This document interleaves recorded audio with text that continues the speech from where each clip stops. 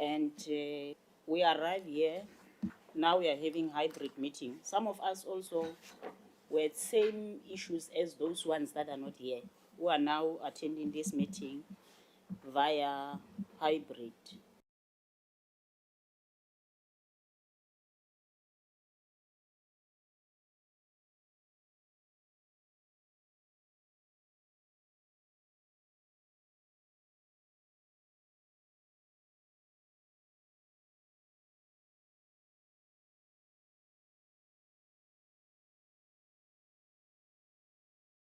Not attending parliament meetings, they are not attending parliament meetings. It must be recorded as such, not to make favors for them and organize a hybrid meeting for them to correct us. We are not correcting. It must reflect like that, that members of other political parties are not attending meetings of portfolio committee. Thank you.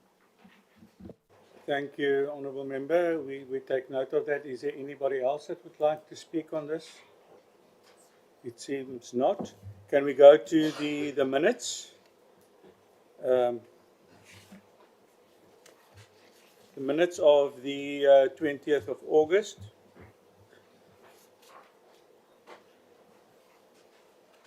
Page 1. Page 2. Page 3. Page 4. Page 5. 6 and page 7. Can I get a proposer? Honourable Moore, and the seconder. Thank you, Honourable Member. Stand. Thank you. Let's go to the minutes of the 3rd of September. Page 1. Page 2. Page 3. Page 4. Page 5. Page 6. And then page 7. Can I get a proposer? Thank you. Seconder, Honourable Moore, thank you. Minutes of the 10th of September. Page 1. Page 2. Page 3. Page 4.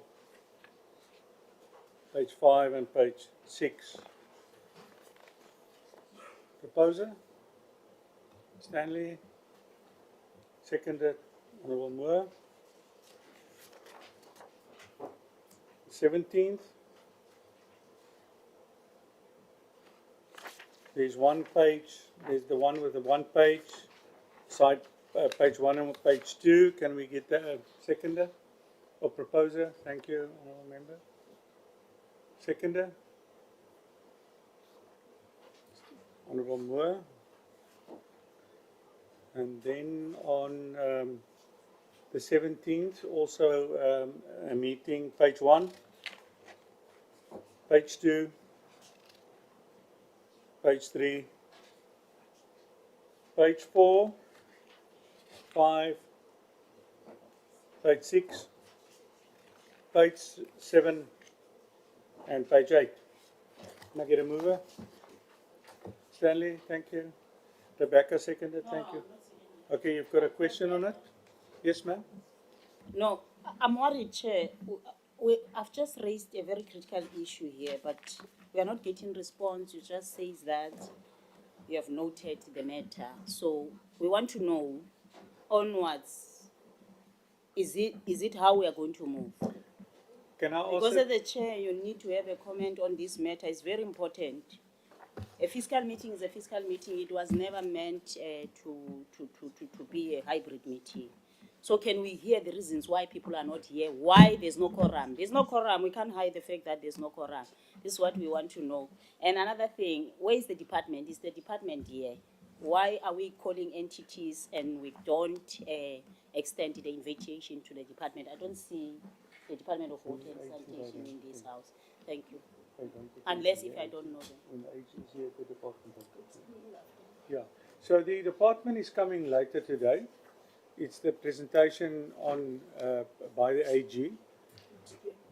Yeah. So, Honourable Member, I hear what you say, and I think the committee has taken note of you've got valid views, and in future I think we will not consider having hybrids. Let's have this a once off. We are a quorum. As we sit here, we are fine. It's just to approve the minutes, we need a quorum as well. So if we are 3 members, it's fine to continue in any way. For the briefings, yeah. So I totally agree with you, Honourable Member. And it is on a very late stage that I try to accommodate also some individuals. But going forward, I think I understand what you are saying, and we do not want to set a precedent going forward. It's either hybrid, it's either Zoom or it's in person and not hybrid in future again. Is that, are everybody happy with that? Yes, Honourable Member?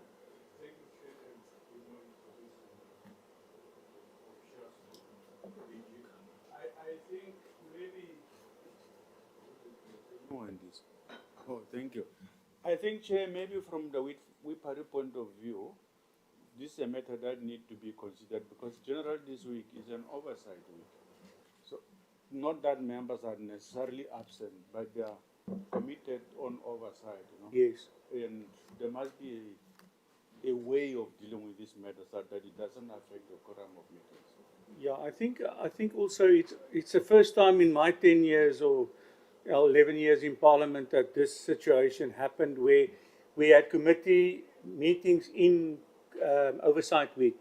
So I understand that, but I also take the point of the Honourable Member that, you know, if we create a situation where we say this meeting is going to be an in-person meeting, and then someone wants to join by hybrid, then at the end of the day, we will just every meeting will be a Zoom meeting. So I take that point.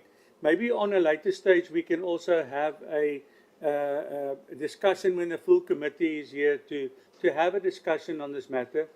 But I want to agree with the member that we can't set the precedent where then someone would come and say, but listen, I want to, I can't attend, I want to be there, but I can't be there, I want a hybrid meeting.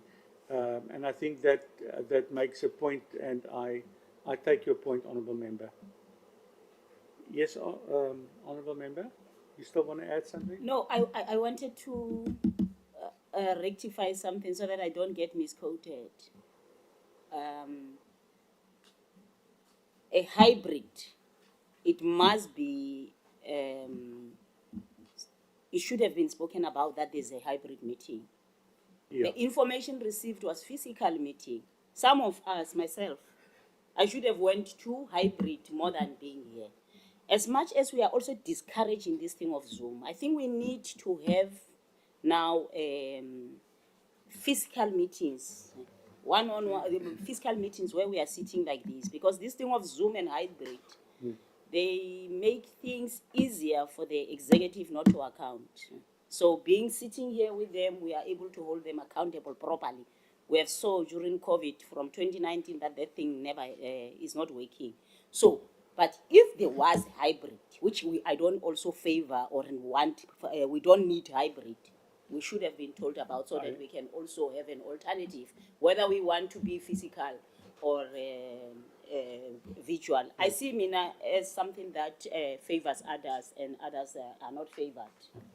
Because we have been traveling last night from other meetings as well. We understand it's an oversight week, and we are also doing oversight from the 23rd of September when we went off. We were doing oversight as members of other political parties, and we're still having schedules to do more. So we should have went to our oversight and also do like how Mr. Ditebe is doing, because he's sitting wherever he's sitting comfortably. So doesn't want to travel. And the other thing we are saying, if he has something else, the apology should have stated otherwise there to say that he's busy with other issues that are important. But it must be communicated. This meeting is a fiscal meeting, it's not Yeah. a hybrid meeting, as per the communication received. Thank you very much, Honourable Member. I take your point, and I do apologise from my side for making this arrangement without communicating that with the committee, but we will rectify that in future. The 17th of September, page 1 to page, what is the last page here? Page 8. Can I get a proposer? Chair, just to confirm, we're talking about the minutes that deal with Gianni, Bulk Water Project, and Water Eradication. That's correct, yeah. Can I get a proposer?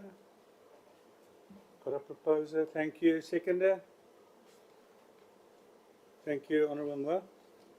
And then the last one is 17 September, the one that we had at 1800 hours with the National Treasury, page 1, page 2, page 3, page 4, page 5, page 6.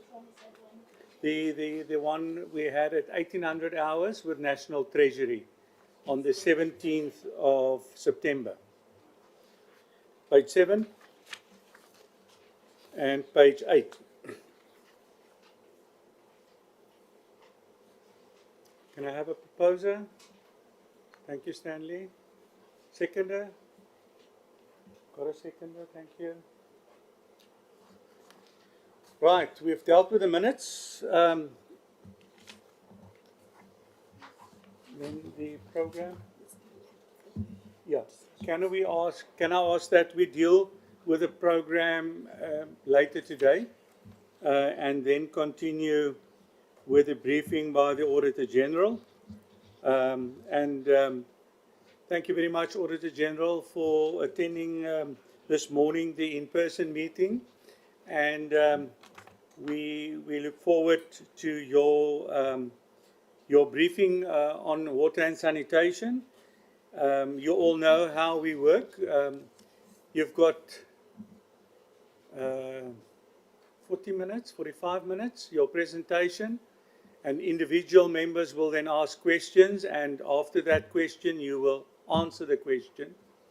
Not get all the questions and then some slip through. So one-on-one, and if there is additional questions that that member would like to ask, that member will ask that question for you. If you cannot answer the question, please tell us, I can't answer the question, I'll do it within 7 days in writing. And then I hand over to, yeah, you can do both presentations, and then we can do the questions after that. Sorry, I just got my secretary is giving me instructions here now. Yeah, I will.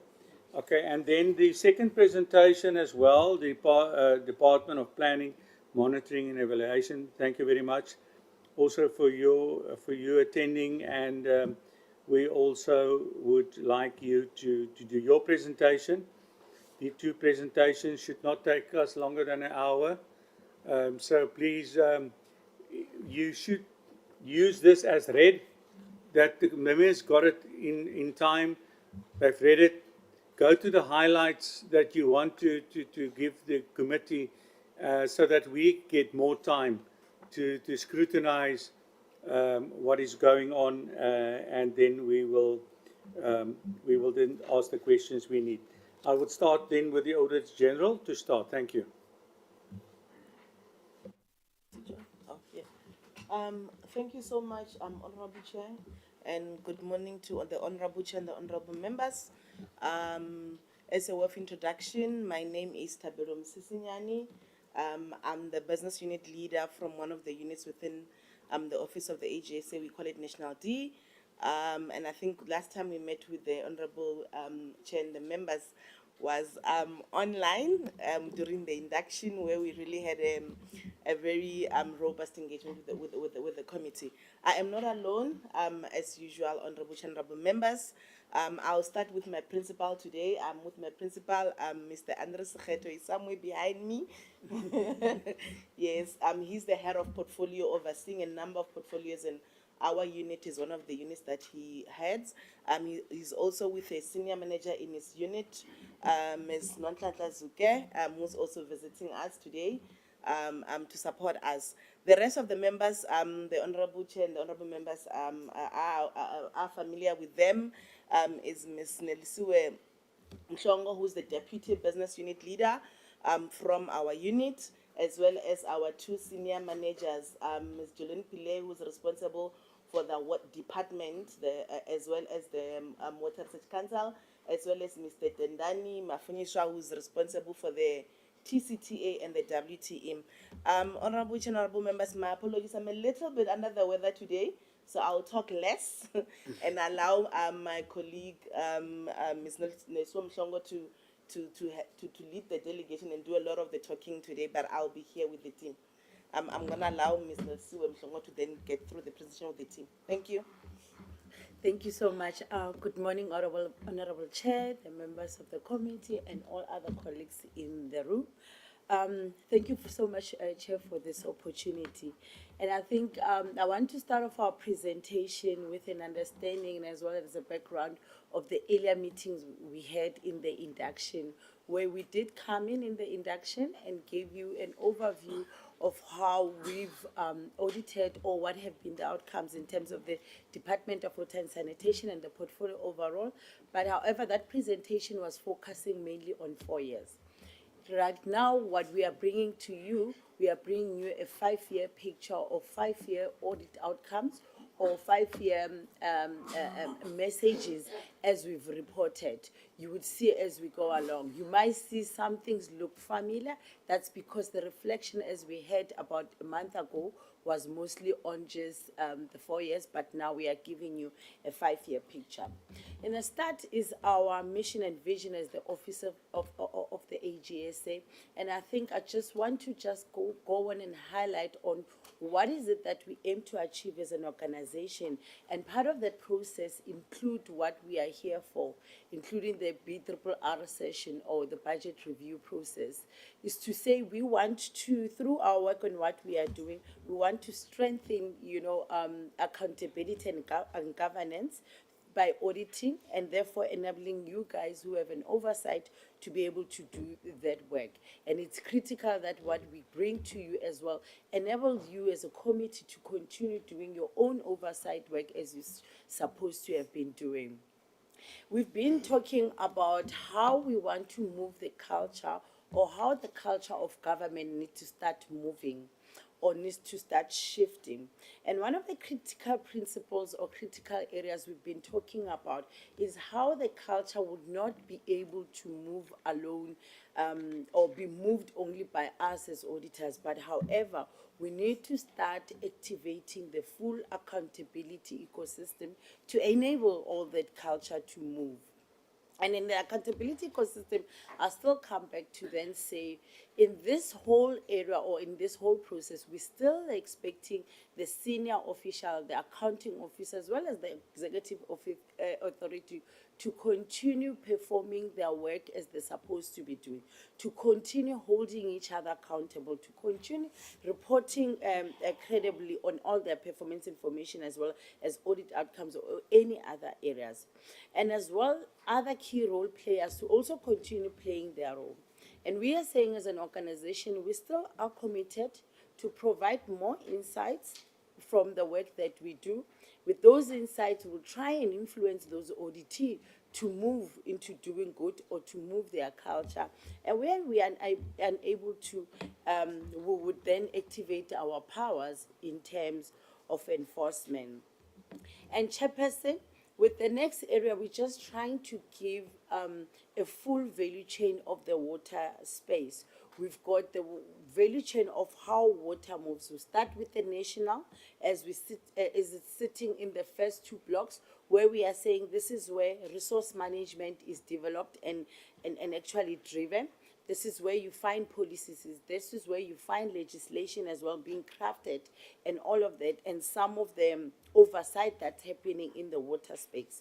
And the next area is the resource development and bulk infrastructure, and that mostly is sitting with those big entities like your TCTA, as well as the water trading entity, which is also still within the department.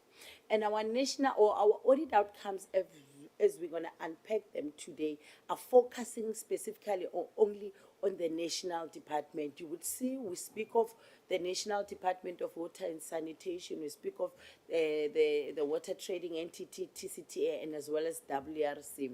However, in the next block, we've got the regional, and then the next one is local. The regional, because of the year end of the water boards that are mostly different from that of the national department, I think their audit reports are only going to be signed off by end of October, and therefore we can only bring in their audit outcomes once they've tabled their annual reports. So this presentation does not include the water boards. And then the last area is the local government space, that also is concluded later. But our audit outcomes focus mainly in the national department.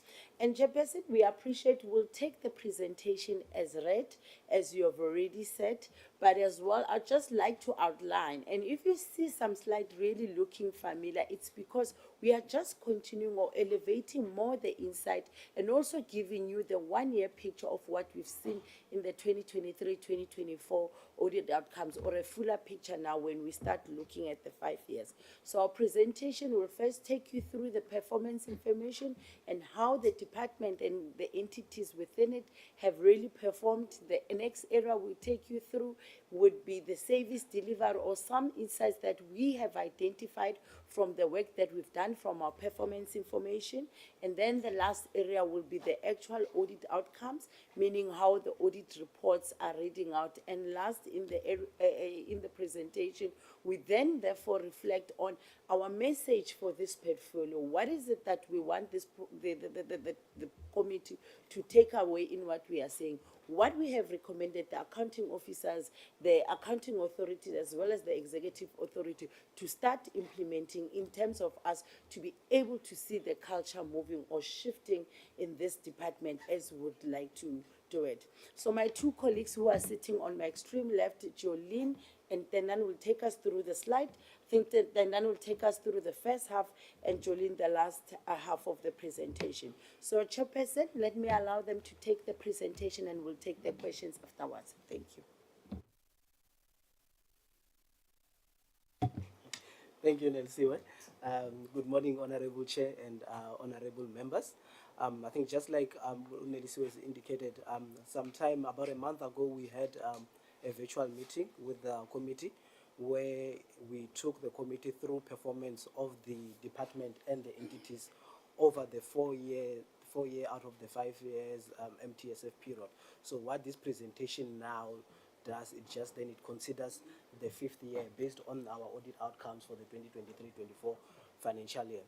So if we just reflect on the achievement of the targets over the MTSF period, you can see that if we look at the key targets, the eradication of the bucket system, we can see that the target for the 5 year was 12,000, and over the 5 year period, including the 2023-24, only 1,200 were completed, which is just a little over 10%. So that target was not achieved, and I think when we talk of eradication of the bucket system, we're talking to something that talks to the dignity of the residents of the country. When we also look at the dam safety rehabilitation, the WT had a target of rehabilitating 9 dams over the MTSF period.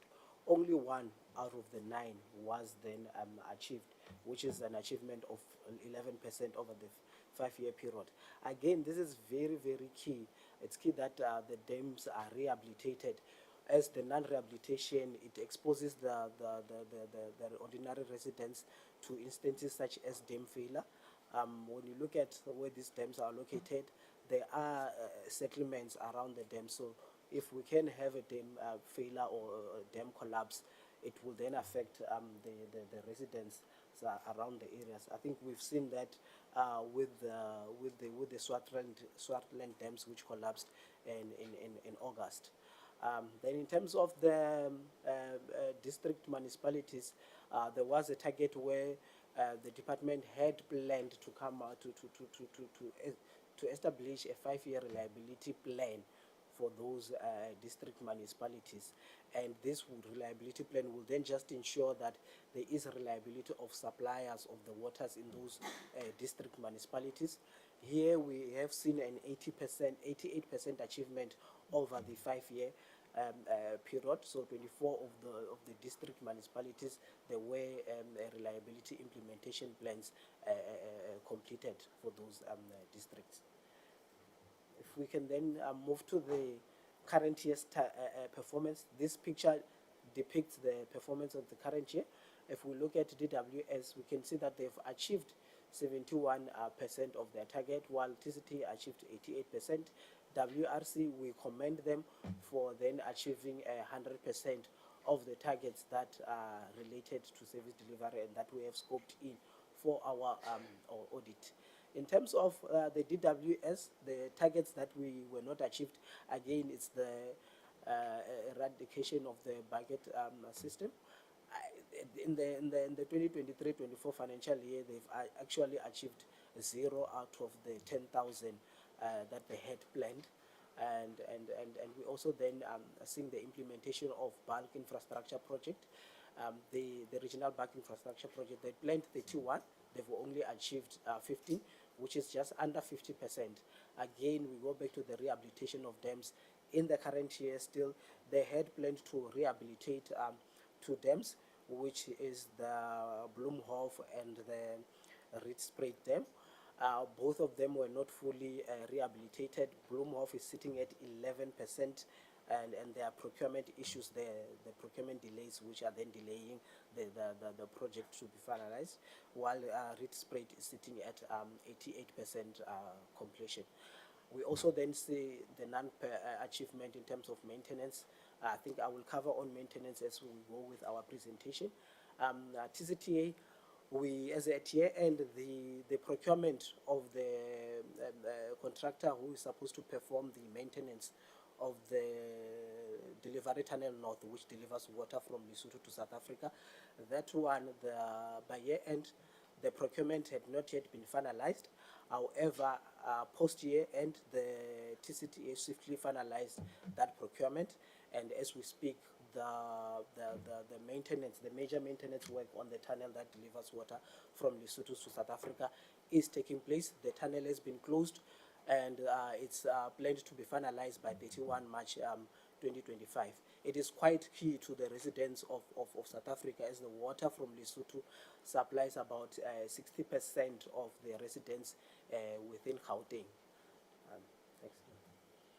Then if we can then just move on in terms of our audit outcomes, we then assessed the quality of the reports that we have received for audit. When we assess the quality of the reports, we assess it on usefulness.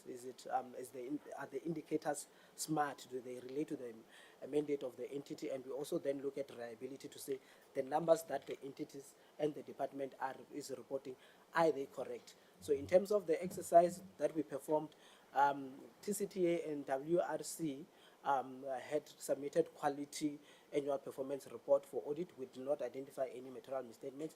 However, with the DWS, we did identify material misstatements which were then adjusted during the audit process. The misstatements were on Program 2 and Program 3. Program 2 being Water Resource Management, Program 3 being Water Services Management. However, those ones were then adjusted. The final annual report includes the correct numbers. Thank you. Then if we move on to service delivery, we assessed achievement of the infrastructure projects. These are projects which are funded by the Regional Bank Infrastructure Grant and also the Water Services Infrastructure Grants. In terms of our assessment, what we then have identified is that there were about 12 big projects which were significantly delayed. So these were delayed over the 5-year period. And also, I think when we then talk of delays in projects, there are cost implication. Once a project is delayed, it will mean that contractors are on the ground and they are waiting for material. That material is not coming through. Then that would then mean you are incurring standing time costs. Standing time costs, you incur those costs, but you cannot actually then link them to any work performed. So we also then just indicated charts there to just reflect the original budget of those projects, and also now the revised budget, considering now that there are delays in those budgets. So if you look at RBIG, the original budget for those projects was 32 billion. Now the revised budget is 36 billion. So you can actually see that it has increased. The budget has increased by 4 billion, which is 12% of those RBIG projects. So the delays really has a financial impact on the implementation of those projects. And in terms of the reasons that we are then identifying is that there is inadequate supervision of contractors by the implementing agents, and this inadequate supervision, it results in identification of poor performance by contractors at a later stage while the delays have incurred, while the incurrence of additional costs have actually been incurred. We are also then just noting inadequate oversight by the department to address challenges that would then lead to delays in the projects earlier. And again, once issues go undetected, it results in this increase in costs.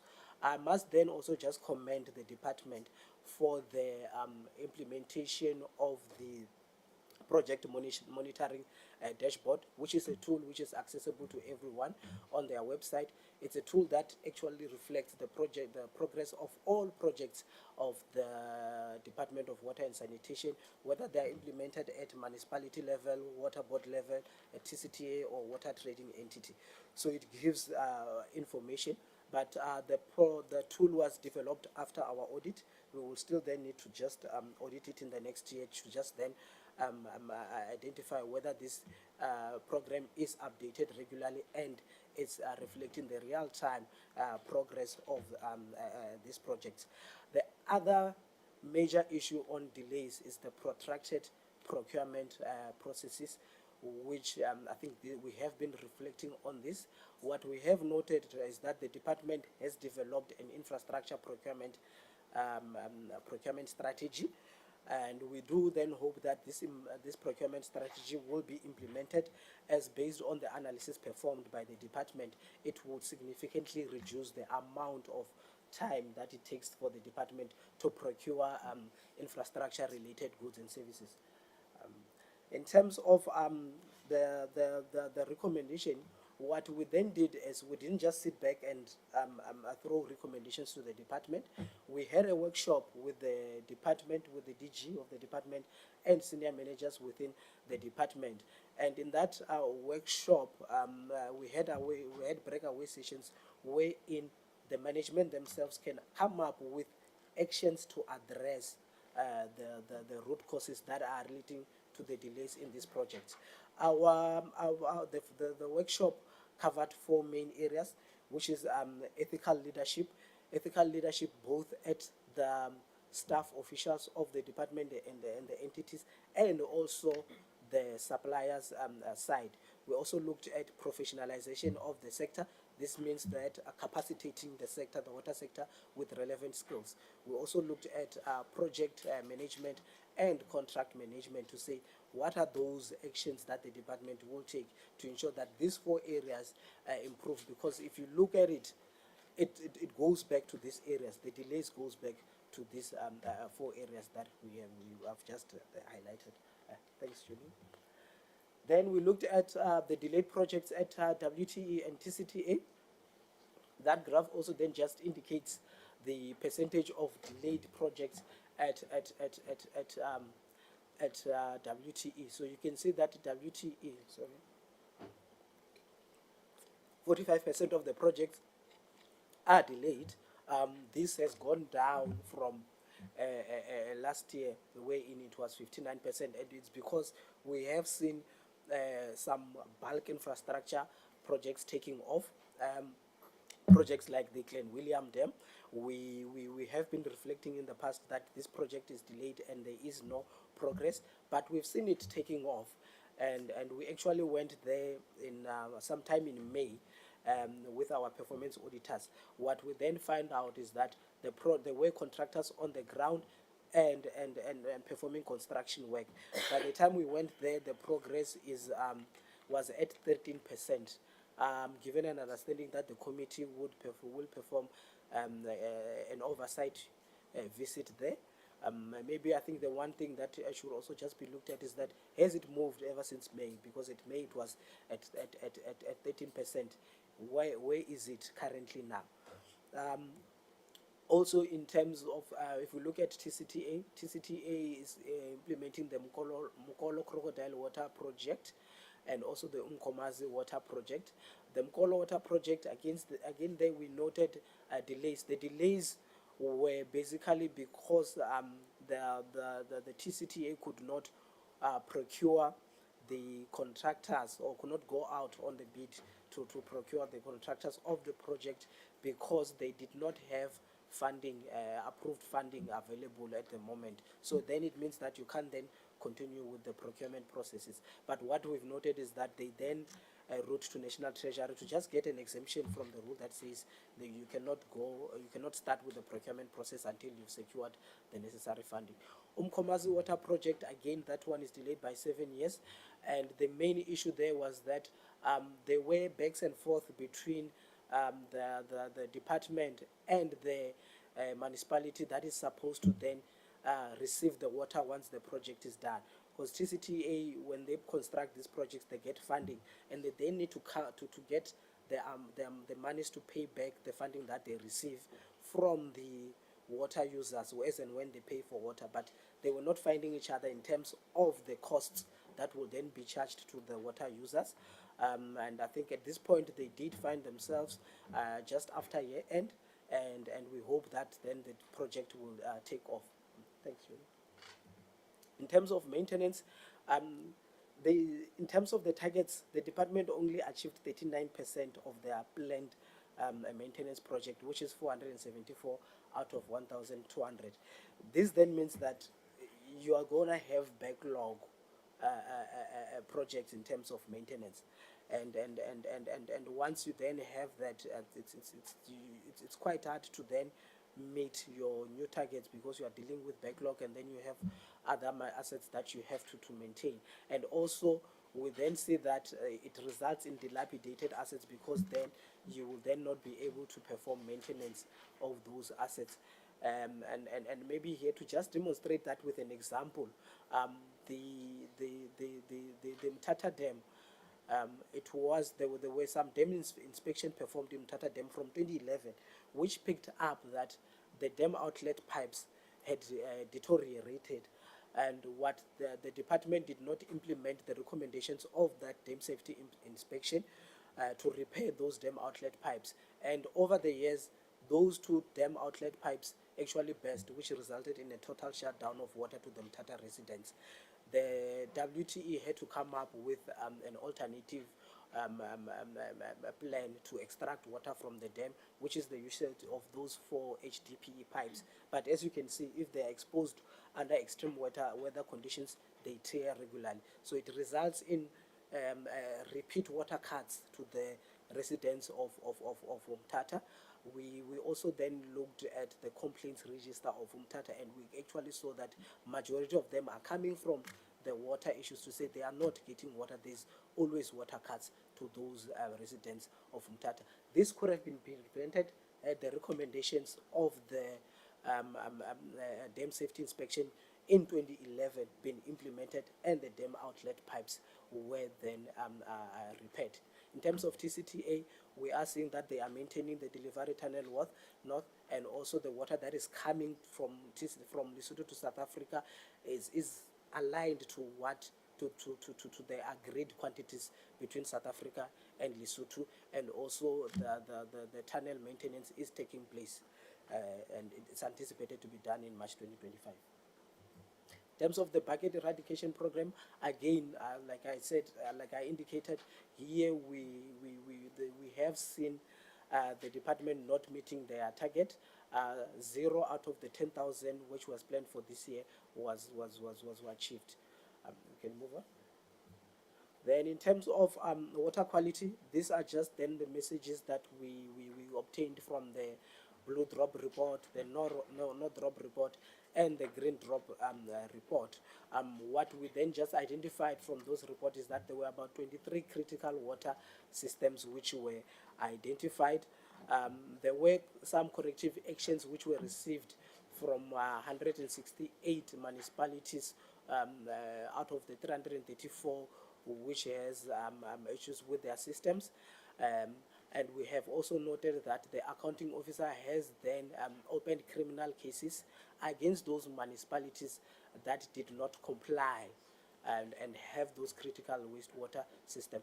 There were about 48 criminal cases opened against those municipalities to then just hold them accountable. Thanks. I'll hand over to Jolene to just cover the financial reporting and compliance. Thanks. Good morning, Honourable Chair. Good morning to the Honourable Members. Tendani took us through the performance of the department, including the matters that are reported in the annual performance report. I will be taking you through key matters relating to our audit report. If you look at our audit report, there are essentially 3 sections that are included in there. The first is related to the financial statements, where we would express an opinion on the financial statements of each of the department and its entities. The second area is our findings on the annual performance report, which Tendani has spoken to, and the third area is compliance with legislation. With this slide, we have presented the audit outcomes of the portfolio across the 5-year period. We also have categorized them according to the audit outcomes. Ideally, we want all of our entities and the department to be unqualified with no findings. That is the ultimate goal, to be clean. That's what we refer to as clean. Then we have unqualified with findings. That means that the financial statements are fairly presented, but we've identified findings either on the performance information or on compliance with legislation. And everything to the right of that essentially means that there is something in the financial statements that is not correct or has not been corrected, and therefore that number cannot be relied upon. So fortunately for the department and the entities, we do not have any entities that have any kind of qualification.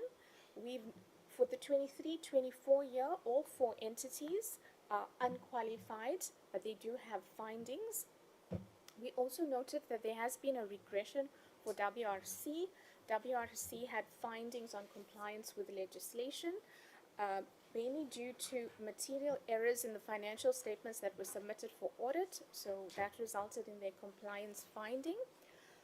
For the rest of the entities, which is the department, WTE and TCTA, we've noted that their audit outcomes have remained the same as the prior period.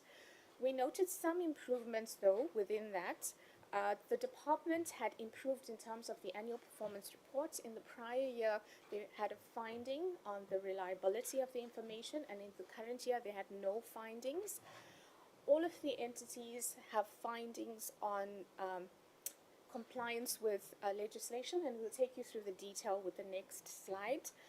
In terms of the culture of the department, we have also noted an improvement in terms of the consequence management processes that have been implemented, and at this point I think would like to commend the department and WTE for moving out of that area where they had findings on consequence management, noting that TCTA continued to have a finding on consequence management.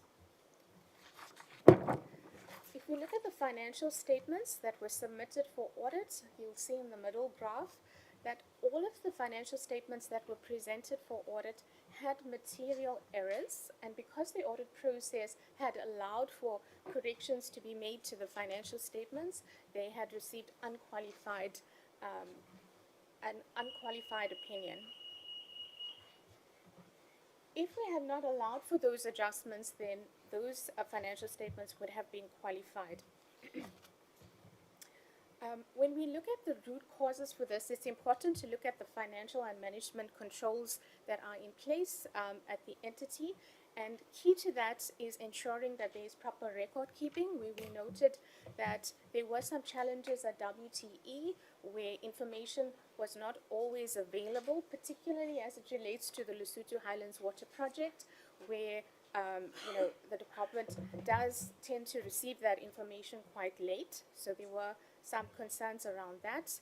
Daily and monthly controls in the financial environment are extremely important. So that relates to the controls to ensure that all the transactions are recorded properly, and to the monthly reconciliations that need to be in place to ensure proper reporting. This is essential to ensure that the end result is correct. We also noted that across all of the entities, inadequate reviews were performed over the financial statements, and our concern there is that if controls are not operating effectively throughout the year, it's possible that the information that is being used to make key decisions during the year are not reliable. It is therefore important that the department focuses on improving their financial management controls, and this will assist them in future to ensure that they continue to have unqualified opinions. If we move on to compliance with legislation, all of the entities in the portfolio had findings on compliance with legislation. We firstly referred to revenue management, where WTE had a material non-compliance relating to revenue management. That essentially related to accounts receivable or debtors that had been written off during the period. The reason for the write-off is because of insufficient information at the department when they transferred from one system to another in a prior period. So they had a finding on revenue management. We spoke to quality of financial statements in the previous slide.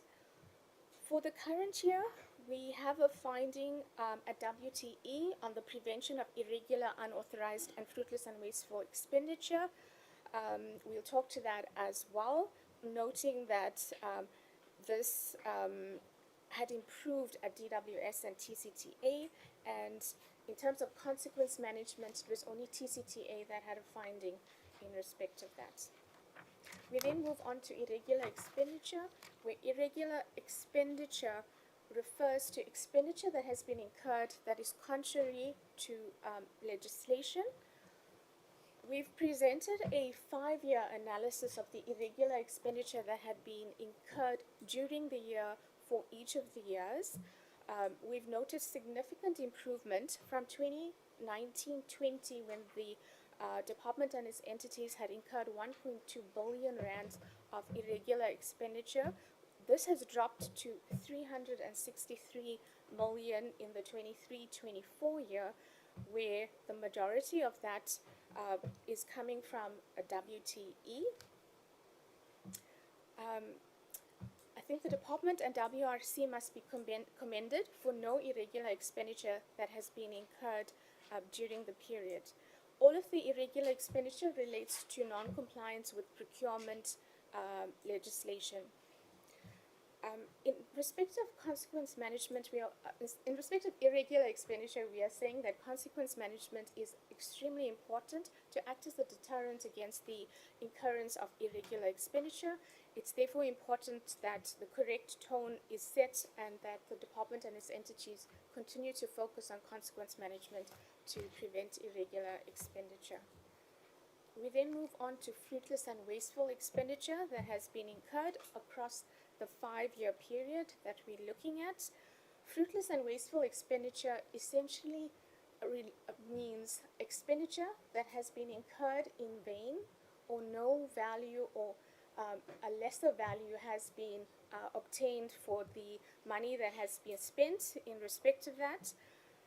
When we look at the 5-year analysis, again, we are noting from 2019-20 that there has been a significant decrease from 566 million to 100 million in the 23-24 year, with WTE being the main contributor to that. When we looked at the reasons or the nature of the fruitless and wasteful expenditure that has been incurred, we noted that there has been a lack of maintenance, which has contributed to breakdowns in the plant and machinery that is used by the WTE. We've also noted slow procurement processes, and because they are slow procurement processes, the materials that are required to continue construction are not always there on time, which means that there are certain standing costs that continue to be incurred, and this has resulted in the fruitless and wasteful expenditure. We've also noted slow certification by engineers that has also contributed to this amount. Tindani has referred to project management and the weaknesses in project management. That is one of the root causes for fruitless and wasteful expenditure. So it's important that the department also focuses on improving their project management. We then move on to consequence management and dealing with irregular expenditure. What we are presenting in this slide is the balance at the end of each of the financial years that we are looking at over the 5-year period. When we say dealing with irregular expenditure, we essentially mean that when every time the department incurs fruitless and wasteful or irregular expenditure, the PFMA requires that an investigation is undertaken, and that based on the investigation, an appropriate consequence management processes should be implemented. So when we look at the closing balance, the expectation is that the department will be dealing with that irregular expenditure through the investigations that they are doing and the consequence management processes thereafter. It's only once that is done that these amounts are removed from the balances. We've noted over the 5-year period that there has been a reduction from 17.3 billion in 2019-20 to 10.9 billion. When we look at the closing balance of 10.9 billion, we are noting that WTE, DWS, and TCTA do have investigations that are currently in progress relating to that amount. Similarly, fruitless and wasteful expenditure should be dealt with in terms of investigations and consequence management processes. We've noted that at the end of 23-24, the total fruitless and wasteful was 354 million, and the biggest contributor to that was WTE. Again, we noted that there are investigations in progress relating to that. We then move on to our material irregularity processes that have been implemented for this portfolio and the material irregularities that we have identified. When we speak about material irregularities, we essentially refer to non-compliance that has been identified during our audits, which has resulted in financial loss or harm to the general public for this portfolio.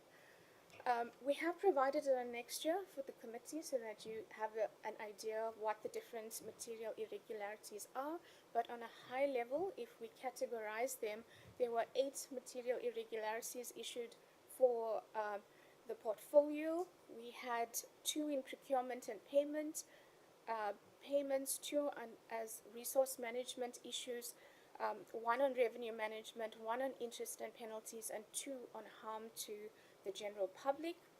We have noted that the department and WTE have been responsive and taking appropriate actions in terms of the material irregularities that we've issued, and even though management was not able to prevent any financial losses, we've noted that an amount of 346 million has been recovered, and financial losses of 41 million are currently in the process of recovery.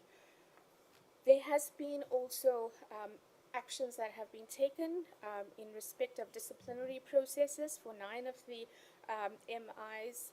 Investigations were, disciplinary processes for 9 officials.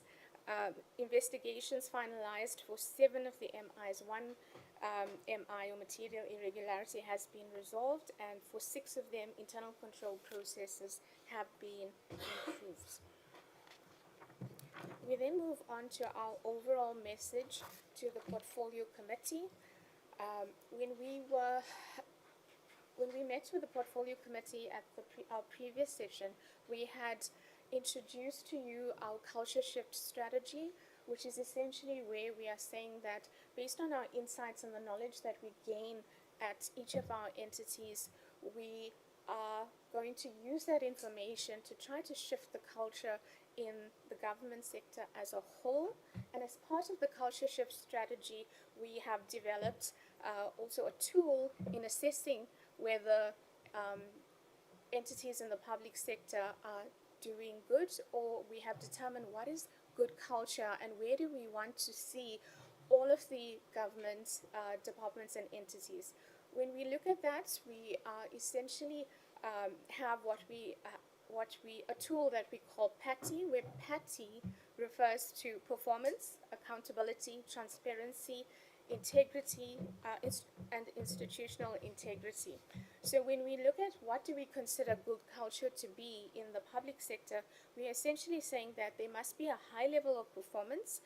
The department and its entities must be delivering on its legislated mandate and is achieving against its strategic objectives. It is financially sustainable and avoiding harm to the public and the public sector institutions.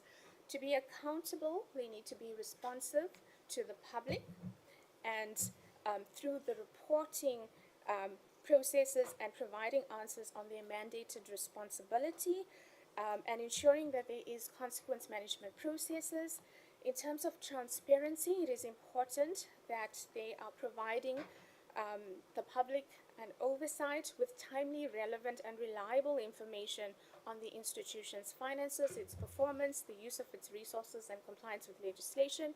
And in terms of institutional integrity, that there are institutionalized, appropriately implemented controls, and that there is ethical behavior, compliance with legislation, and avoiding conflicts of interest. Maybe just quickly, when we look at the portfolio in terms of performance, we've identified, or Tendani has spoken to the delayed projects. We've also referred to maintenance, where maintenance is not always done on time. Rehabilitation and augmentation projects being delayed, and this has the potential to cause likely or actual harm to the residents. We've also identified certain MTEF targets that have not been achieved. In terms of accountability, we've noted improvements at DWS and WTE for implementing appropriate consequence management processes. So that is an improvement and something that TCTA must still work on. In terms of transparency, Tendani mentioned the monitoring tool, where the department has made information available to the public. Information on dam levels are also available. With transparency, it's important that the department works on the material errors in their financial statements and address the internal controls relating to that. And with respect to institutional integrity, we noted that WTE continues to incur irregular and fruitless and wasteful expenditure. So this is an area that the entity needs to look at.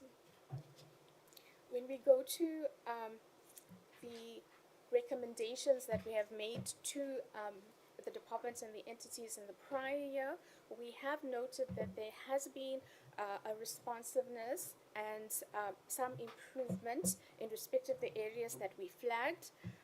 When we looked at the no drop, blue drop, and the green drop reports, we commended the department on the work that they had done, but we did note that the ability of the department to influence what is happening at the municipalities is a concern. This is mainly due to the legislated restrictions that are in place and the structure and the reporting structure as it is now, where the department does not have direct influence over the municipalities. The department has developed the Water Services Improvement Plan, which is intended to enhance the initiatives that they are taking to get closer to these municipalities. So it's important that the department continues with that process. So we know that there have been over the last year. We recommended also more collaboration with National Treasury, COCTA, MISA, and SALGA. That is going to be extremely important, that those role players are also working together with the department to try to improve service delivery at a municipal level. We had reported at WTE that the procurement processes were very slow, resulting in the fruitless and wasteful expenditure incurred. A procurement strategy was developed by the department, and they are currently in the process of implementing that.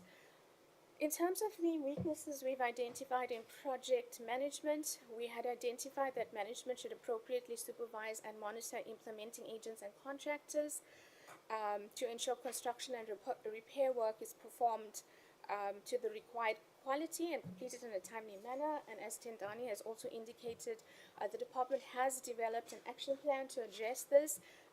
It is going to be extremely important going forward that there is proper implementation of the plan to see the results that we would like to see. And in terms of consequence management, we have noted, as I've indicated, significant improvement at DWS and WTE. We move on to root causes, recommendations, and commitments from the current year. There are essentially 5 things that we have identified based on the discussions we've had so far in our previous slides. 3 of these root causes relate to service delivery or performance issues, where we're saying that poor project management has resulted in delayed projects and increased costs. It's important that the action plan is implemented. Delayed procurement processes have contributed to delayed projects. That's where WTE needs to ensure that they are implementing the procurement strategy. The department must also continue to implement the Water Services Improvement Plan and try to ensure that they are adequately contributing to, collaborating with the coordinating institutions to get closer to municipalities or the water service authorities. When we look at the financial outcomes, it's important that the department focuses on the internal controls over financial reporting and compliance, and that investigations are undertaken in a timely manner, and there's continued focus on consequence management processes. With the next slides, we have specific recommendations to the committee, that essentially we are saying that in the prior year, we've made recommendations to the department, and it's important that the committee also just follows up on the actions that have been taken to address the root causes and the recommendations. And Chair, with that, I'm just going to move to our last slide, which is the overall message to the portfolio committee. Whenever we are done with an audit process, a management report is prepared and is provided to the department. It is the responsibility of the accounting officer to develop and implement an action plan to address the root causes that have been identified there. We are recommending to the committee that you receive feedback on the implementation of the action plans that have been developed, and that you also perform regular follow-ups with the accounting officer and the accounting authorities, and monitor the development and implementation of preventative controls to deal with the compliance matters that we raised on the laws and regulations. Also, consequence management will continue to be a focus to ensure that we are that we continue to move towards a clean audit. So that's something that we request that the committee also looks at. Our material irregularities, we provided information on that, and we request that there's also monitoring around the MIs. In terms of the annual performance reports, we are also requesting that you encourage the auditees to provide the annual performance reports for proactive reviews. As the Auditor-General, we do provide some inputs and insights to assist the departments to ensure that there is a quality plan that is prepared. And also, maybe the last point is that you monitor the progress on MTSF targets not yet achieved. Thank you, Chair. That's the end of our presentation. Thank you very much. Thank you, AG. Thank you for your presentation. Could we move on to the next presentation by planning, monitoring and evaluation?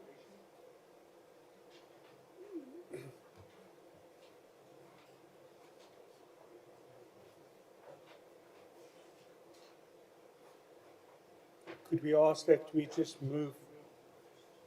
Do we want 2 minutes comfort break quickly? While they move, we'll have a comfort break. Thank you.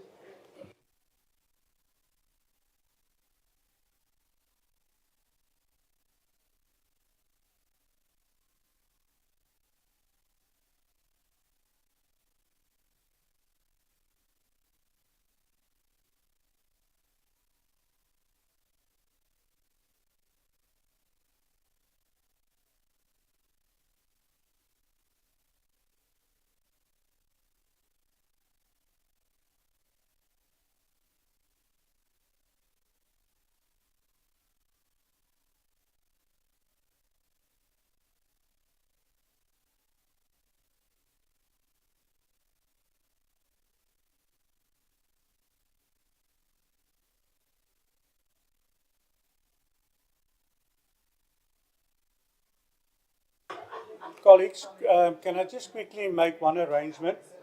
The AG's got another appointment. So what we want to do is quickly, before you start your presentation, let's ask them the questions, then they can leave, and then you've got the rest of the morning for yourself.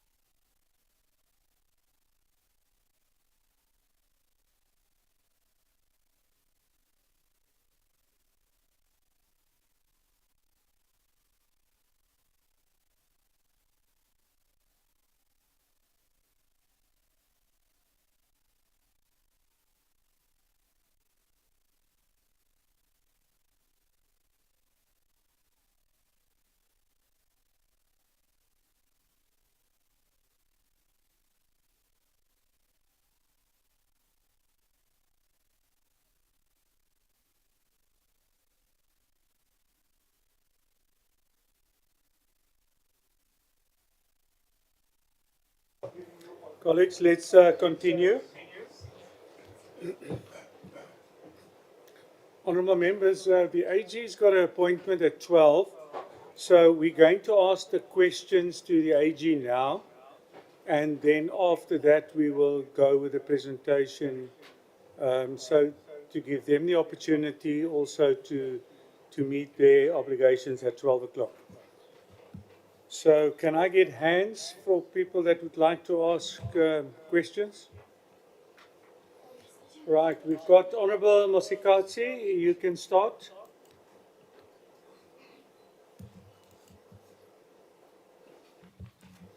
Thank you, Chairperson, and good morning to honorable members and Auditor General and all in the House. Chair, my question is on page 6 of the report. I noticed that two of the department's key targets, the bucket system backlog and the dam safety rehabilitation projects, were not achieved. These findings are similar to those from the last audit. What authority does your office possess to redress occurring findings? And what legal tools can you employ to force the department to meet the unmet targets? My second question, Chair, again on page 6, your office has recommended that there must be an effective coordination between the department and all water services authorities, with the intention to improve water and sanitation services. I presume you do think that the existing legislation and coordination mechanism can yield effective coordination between the department and water services authorities. If not, what can you recommend as an effective mechanism or legislation? My third question, rolling out of water and sanitation infrastructure projects to expand access to water and sanitation service, one of the key activities of the Department of Water and Sanitation. But as your report highlights, the department is struggling to complete on time such projects due to poor planning, inadequate project management, and inadequate coordination of the project. In your previous audit, you recommended that the department should adequately capacitate the project management unit with the right skills. What is your assessment of the department's implementation of the recommendations? And then, Chair, I will ask the fourth question, and also on a second round, I will ask the other questions. On page 10 of your report, you highlighted the overall reflection on delayed projects, raising issues such as implementation agents, inadequate supervision of contractors, and department's lack of due diligence in determining whether the appointed contractors have the necessary financial resources and capacity to complete the project. Why did you not suggest corrective actions in your recommendations, such as enforcing penalty clauses for the implementation agents' failures and effecting consequences management for the department staff? Thank you, Chairperson. Thank you very much. AG?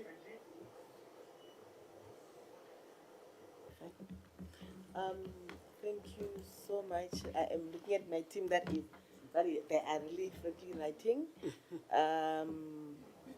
I'm trying to see who's going to be taking the questions between my two colleagues. Okay. Yeah, thanks. Yeah, so just on the first question, wherein we are then just referring to the non-achievement of targets, the non-completion of projects, and we then issue recommendations. However, our recommendations are not being implemented. To say then, what is it? What steps can the AG? Can you speak up a bit, please? So in terms of what our office can do to address these issues of non-achievement, Jolene has indicated that we then We have the material irregularities, which basically indicates, which is basically non-compliance with laws and regulation, and that non-compliance of laws or regulation should have resulted in financial loss, likely or substantial harm to the general public. So, when say a dam safety is, a dam is not rehabilitated, there is likely harm to the communities around. And if we are issuing recommendations and then management is not implementing, we then can pull that lever. We can then start raising a material irregularity on those areas. An example of an area where we raised a material irregularity because a dam was not being rehabilitated. They had included it as their target, they did not rehabilitate it. And when we look at the dam safety reports, it does say that the dam is not behaving as it should. It's the Clan William Dam. We actually have raised an MI on this, and I think ever since we've raised that MI, we have seen significant progress. And that's why I'm saying when we went to the ground in May, we actually seen that the project is taken off, as opposed to all the other previous years where we were not seeing progress on this project. So we can actually then do that. Also, what we are really trying to walk the journey with management. Like I indicated, we had a workshop with management to say, what are the root causes and how are you going to address them? Because we can come here and sit and we issue recommendations to management, but management may not implement because maybe they may feel it's not practical to them. So what we then said to management is, we went to management and we said, can you come up with recommendations? So these were recommendations that management made, and I believe it should be then easier for them to implement because it was their recommendations. And I think all that we did was to engage with them and see how we can then tweak them, and just assess if they are going to be, these recommendations will be enough to address the issues that they have. So those are that's what we are doing to then just ensure that there is some sort of improvement or this movement, instead of us coming year on year and we are reporting the same issue with no actions from management. Thank you, Chair. I'll take the next question, which was around the effective coordination with water service authorities and what is an effective mechanism to be able to do that. Our comments around this essentially relate to our findings around the no drop, blue drop, and green drop reports, where we noted that the department has done a lot of work in terms of going out to these water service authorities, identifying issues and root causes as to what is the concern at each of these water service authorities. However, in terms of the legislated mandate, the department has limited powers to go in and actually make a difference at the water service authorities because they cannot get involved in the management thereof. We therefore were recommending that, because COPTA and SALGA play such an important role in overseeing the water service authorities and holding them accountable for their performance, that there must be greater collaboration between them in the meantime while the department attempts to change or improve the legislation to give them a little bit more powers, that they are coordinating, and through these coordinating institutions that they are holding the municipalities accountable for some of the root causes and ensuring that there's progress in addressing some of that, understanding that the legal structures in process is a challenge and it's going to take a while to address that. In terms of the question around implementing agents on page 10, the Honourable Member had asked about implementing penalty clause and taking actions in terms of the recommendations. It is a very relevant point, and it is something that we have addressed with the department. We have indicated in our slide that no actions were taken against poor performance by implementing agents. Maybe saying it a little bit differently, but essentially we did recommend to the department that they need to hold implementing agents accountable where they have not met the timelines and also where they are not meeting the budget. So it is a key recommendation that we've made as well. Thank you, Chair.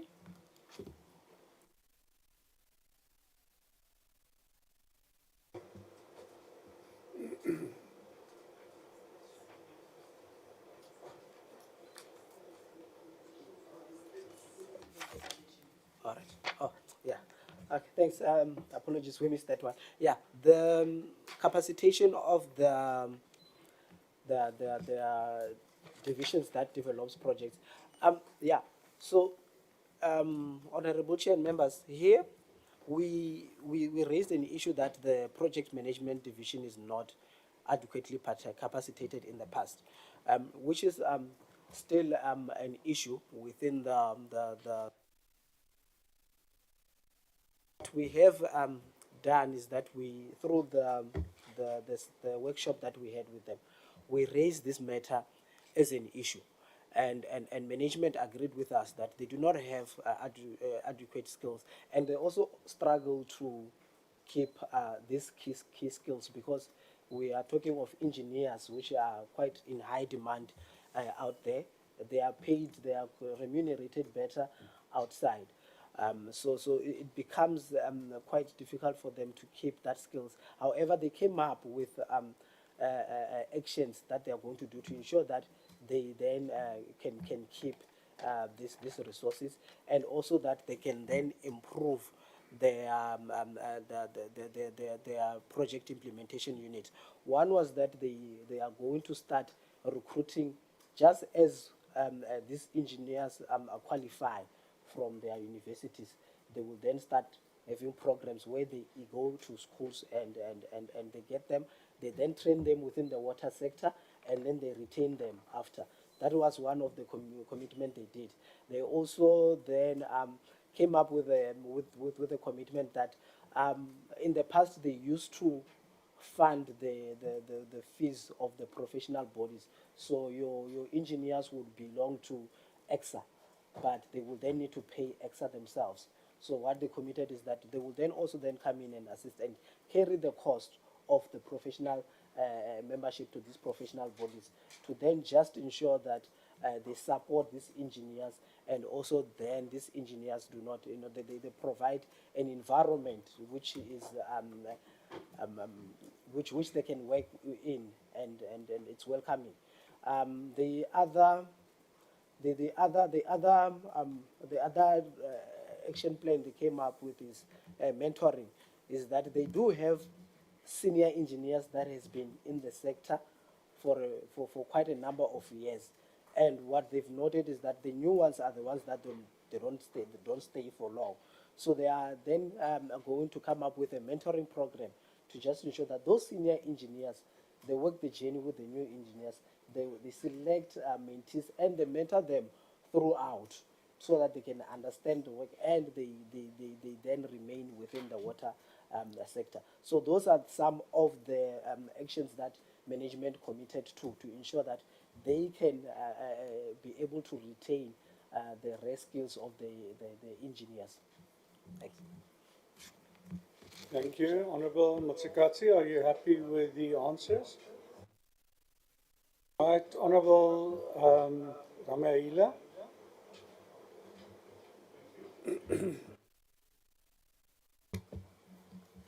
Thank you, Chair, and greetings once more.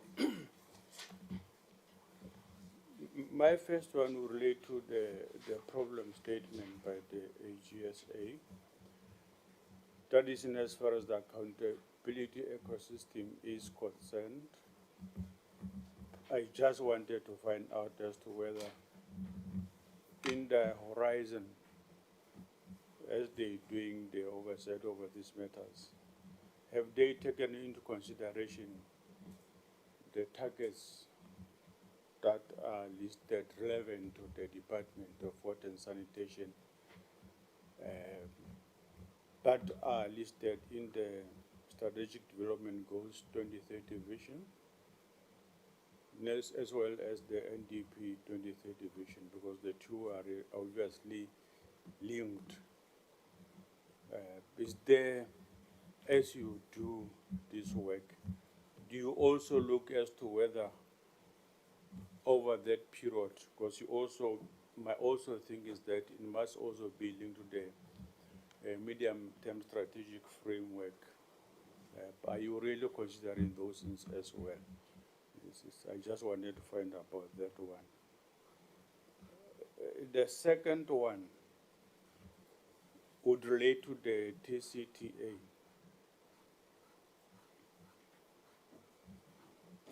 By now, what the TCTA does is it's not funded by government. It sources out funding from the market and based on their business plans.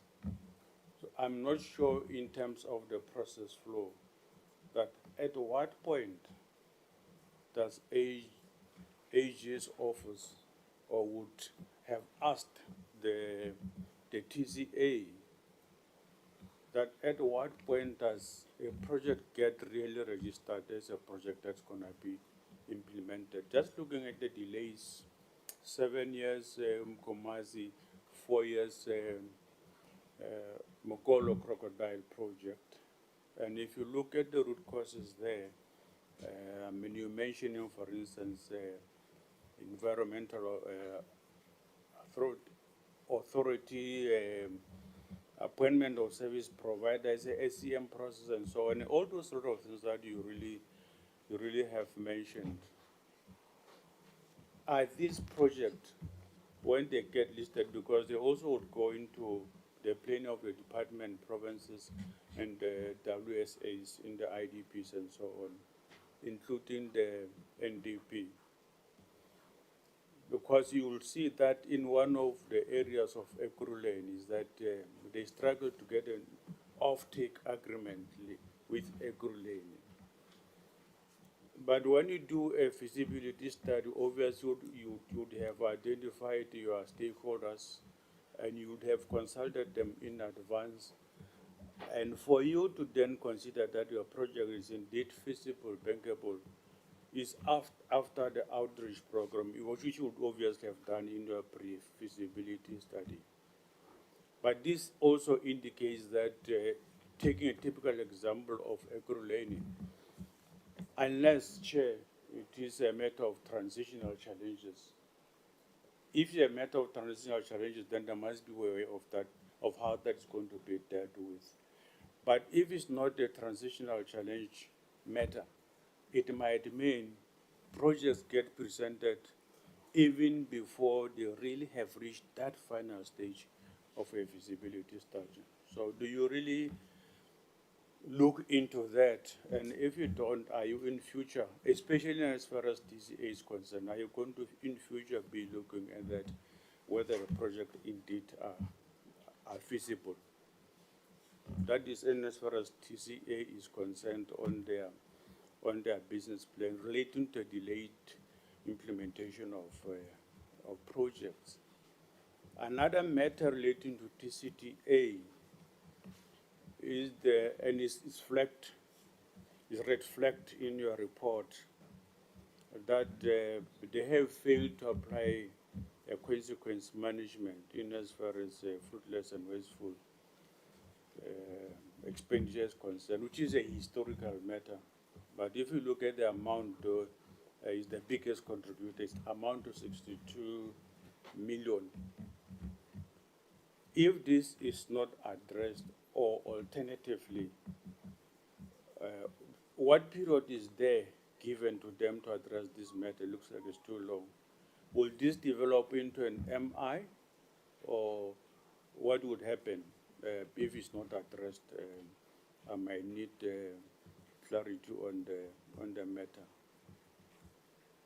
Maybe the other one relate to the water trading entity.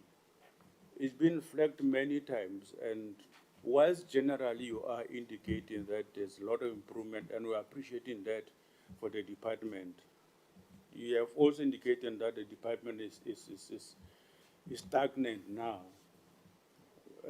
relatively speaking. But if you look at the numbers in as far as fruitless and wasteful expenditure is concerned, as well as regular expenditure, the graph is not going down, it is going up. How does it relate to the fact that you're saying it is stagnant, but when you come to the side of wasteful expenditure, fruitless wasteful expenditure and irregular expenditure, the graph is going up, and the numbers are huge there. What is it that you are going to do to make sure that, because the previous 5 years, where they come from, they have done very well. But you must be concerned that 2022, 23 still doing well. But 2023 for then the graph is going up. That must be a concern.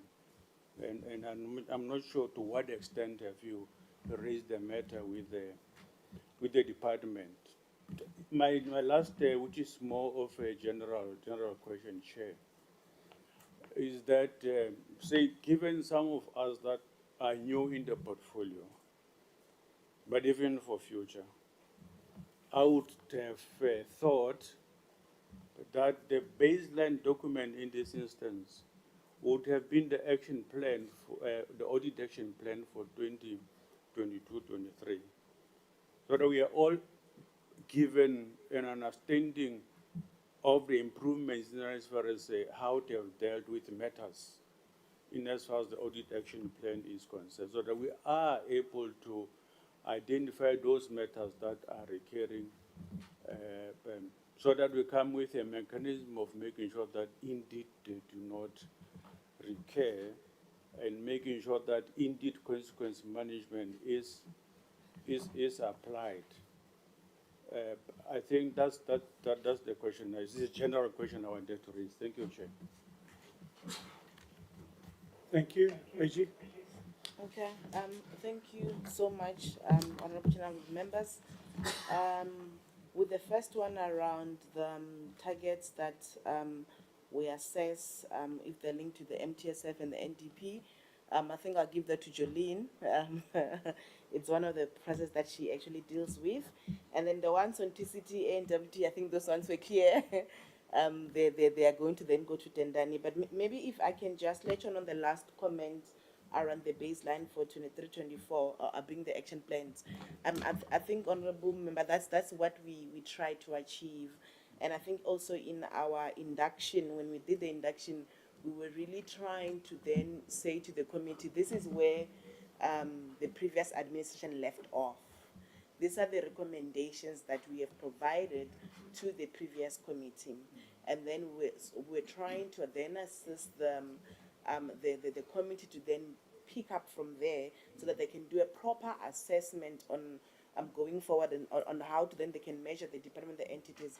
I think one of our commitments, Honorable Chair, was for us to submit an action plan. I think it was one of our homework from our inductions. So if you look at the action plan that we did submit to the committee, that will help the committee with a baseline, because I think what we did in the submission, we tried to show the action, the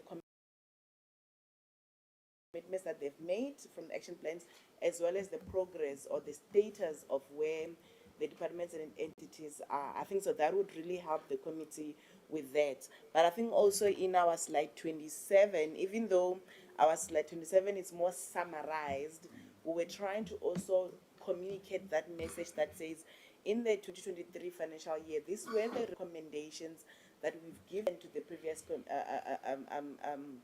to the department's entities, and this is the status of implementation. So those two documents, which is the action plans submitted, plus the slide 27, I think it would really help the committee to serve as a base on this is how far they have really implemented some of the recommendations, and then they can then take it forward with the holding the department and entities accountable. I think those two documents can really help the committee.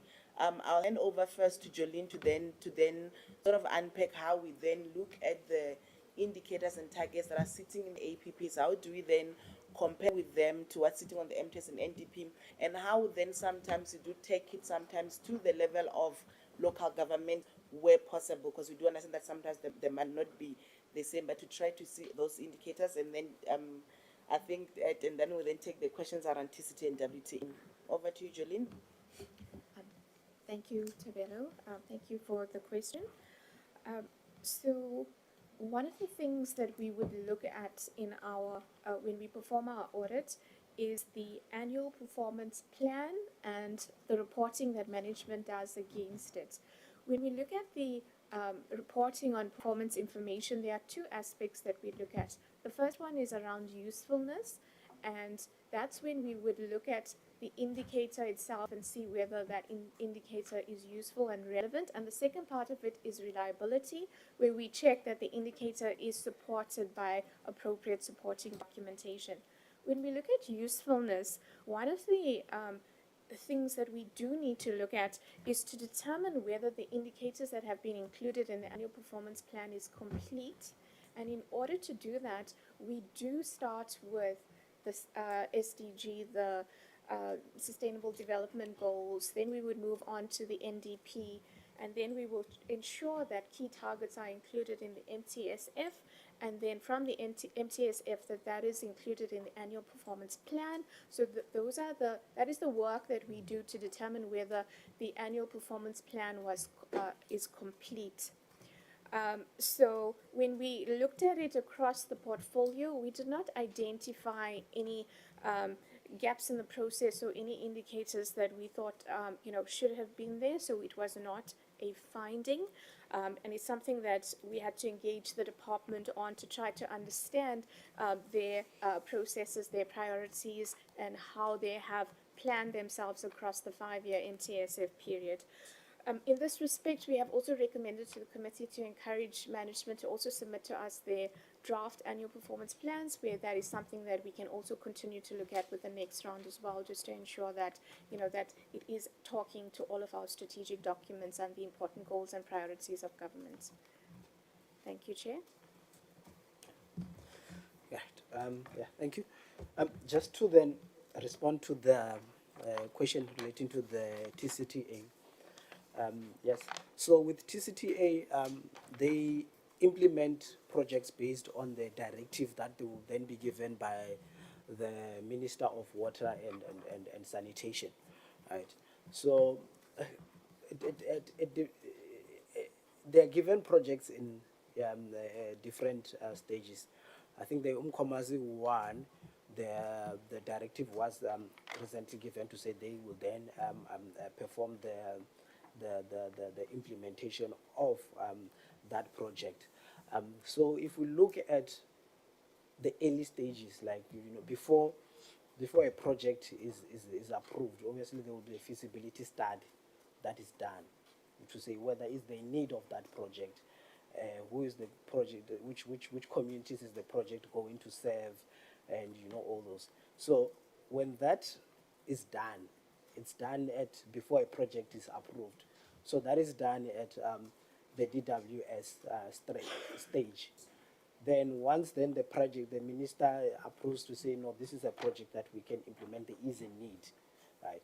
Then the minister will then put a stamp to say this project is approved, and then the decision will be made whether it's implemented by the water trading entity, which is the entity within the DWS that is responsible for the implementation of bulk infrastructure projects, and those projects, obviously then the funds will then be they will come from the augmentation that they then receive from National Treasury. Or there can be then a decision to say, no, we do not have the funds to implement this project, we need to source the funds. Then the project is then referred to the TCTA, which will then go into the market to source the funds. So depending on at what stage did the minister then refer the project to the TCTA, there are different steps that the TCTA needs to then perform to then get this project on the ground. There are also then National Treasury requirements then that comes into play. So TCT, although they are getting funds from the banks, they need to comply with certain provisions from National Treasury. So if they want to implement, say, a project like the Mukolo Crocodile Water Project, right? So they are given the project. So I think from their side, what they wanted to do is they wanted to then say, okay, we are applying for funding, which is quite a process that takes a while. There's an application that needs to go to the different banks. The banks will then need to bring in their submissions. Their submissions needs to be reviewed by their treasury division, which will then include finance experts and also legal experts, right? So they would then say, we want to do that while we are applying for funding. We also then want to be on the other side, starting our procurement process to say, once we then get the funding approved, we can then get our contractors to then start performing the construction. However, you would then get the treasury the Treasury Office's publications or instruction notes that says you cannot start with procurement processes until you have approved funding available for that specific project, which would then mean that the procurement must first wait until they are done with sourcing funding. Already they are given a mandate to implement that project, and already then there are timelines that they've already been given. So that those dynamics come into play, and I think that's what happened with the Mukolo Crocodile Water Project, wherein they could not now go and start with the procurement processes because they still needed to then source the funding for that specific project. However, what they did is then they wrote back to National Treasury to say, you know what, I want my funding, when my funding is approved, I want to start with this project. But I'm going to have to wait another 6 months later until it's approved for me to go through procurement. Are you able to give me an exemption from this so that I can start the process? So that exemption was granted. I think it was granted in November last year to say they can start with the procurement process. So those are that's what comes into play. Then the offtake agreement. So when they were given the Umkomazi project, the process for the offtake agreements was not yet finalized. For them to can obtain funding for that project, they need to then give banks some sort of assurance to say, once I'm done with this project, there will be people lined up to receive water from this project, and they will then be paying me for the receipt of this water. Before they can give the banks assurance of that, they cannot get funding, because banks need some sort of assurance to say, if I'm financing this bulk water infrastructure project, the TCTA that I'm financing needs to then get income from the water users. So that was the process that took quite a while, because because of the magnitude of the project and also of the value of the project, the rates would be quite high, because it's quite an expensive project to implement. So the rate to the offtake agreements will then be quite high. So that's why then there was back and forth with the I think it's the Etukeni municipality to say no, we cannot afford, this rate is too high. And I think in that what needed to have done was that role players should have been brought in time, like your national treasurer, to say, how are you then going to subsidize the off-takers of the water from this project? And that process took place, but it was after a number of years, and already now the project is delayed, because that process of getting the municipalities to agree to a rate, or and also getting national treasury to say, I will then subsidize the water users so much so that the rate is not too high, it took a while to be finalized. So those are the things, those are the issues that come into play, and then they will then delay TCTA from implementing the project. In this case, they could not get the funding because of this the agreements, which then took quite a while to be signed. If I can then move on to the consequence management question relating to the TCTA, I must also then acknowledge that there has been significant movement in terms of consequence management at TCTA. They had the historical balances of irregular expenditure that the board condoned, and also the way historic transaction relating to fruitless and wasteful expenditure that the board condoned.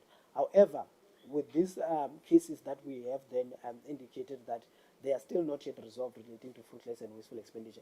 It's cases that relate to the prior years. What we couldn't get any supporting evidence from the TCTA to say this fruitless and wasteful expenditure, say of 50,000, is supported by this invoice. We couldn't. What we could only get from the TCTA was a register with an amount of fruitless and wasteful expenditure. And when we then engaged with the TCTA, they then indicated that, you know what, these things happened in the prior years. We can't even locate the transactions that relate to these amounts. But they are included there in their register. They are part of the balance. So we then indicated that no, you have to then find these invoices and you have to perform an investigation. So what they did, what they committed to do is that they are going to write to National Treasury to consider whether this historical fruitless and wasteful expenditure can be condoned or can be written off without them going through the investigation processes, because they cannot locate the transaction involved. So by the time we've completed our audit, the letter was not yet written to National Treasury, hence we have raised this matter as to say you have historical balances that are not yet dealt with. I think the transactions have occurred in the past. TCTA should have this documentation to perform an investigation on. In terms of what would happen if they are not addressed, I think this relates to historical transactions. The transactions are not continuing, so the financial losses from this is not continuing, and also we don't have appropriate details in terms of what they relate to. In terms of us raising an MI, we should sort of have some appropriate information to say what does it relate to, can it be recovered, but we don't have that information at the moment. So we can only consider if we can raise the MI if we can have the information. But what we have noted is that the financial loss was incurred in the past and they are not continuing. They relate to projects which have been closed off. Then if we can move on to the issue of WTE, where they have the fruitless and wasteful expenditure graph is increasing, and also the irregular expenditure graph is increasing. However, we're saying, they've remained stagnant, they haven't worsened. So if you look at the graphs, I think we've come a long way with the WTE with regards to their irregular and their fruitless and wasteful expenditure. In the prior years, they were incurring billions of irregular expenditure. There were certain processes and controls that were put in place to try and limit this irregular expenditure. However, they are still incurring irregular expenditure in the current year, but the controls have been strengthened. There was in the current year, you will see that amount of 363, right?